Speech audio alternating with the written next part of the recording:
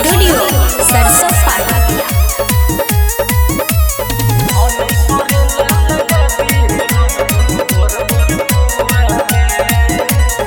हे तली अपन पहला होली मनज करबू तो फर देहु चोली। हे तली अपन पहला होली मनज करबू तो फर देहु चोली। देखाबो ये तली अपन गोल गोल ढोरी तनी तू छुआ के। देखाबो ये तली अपन गोल गोल ढोरी तनी तू छुआ के। मनी करेला लगा दी रंग दुनु बर बर पुआ में। मन करेला लगा दी रंग दुनु बर बर पुआ में।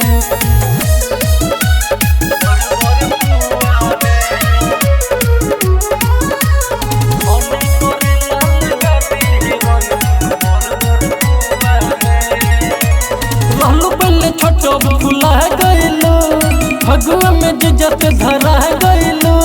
घुमाए ताली तू अपन पिछारी आगे से पूरा रंगा गइलो।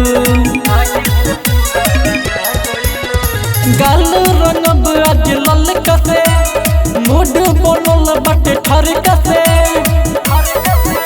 बचाव तारू तू देखो पिचकारी अपन जवानी के।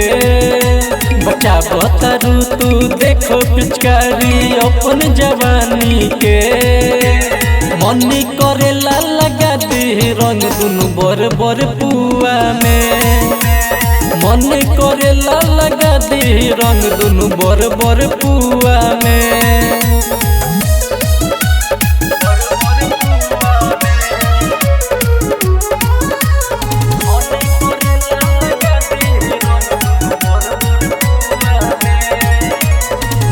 कर तरु अब नखरा तोहर में बाटे आधा बखरा।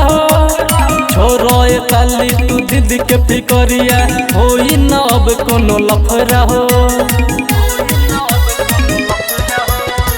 धीरे धीरे हमरा में तोटना फगुआ में ताली हटना। राइटर विकट कुंदन सोनी काटी फीता के। सुरेश बेदर्दी कुंदन सोनी काटी फीता के। मनी करेला लगा दी रंग दुनु बर बर पुआ में। मन करेला लगा दी रंग दुनु बर बर पुआ में। सुरेश रिकॉर्डिंग स्टूडियो सरसों पाटिया।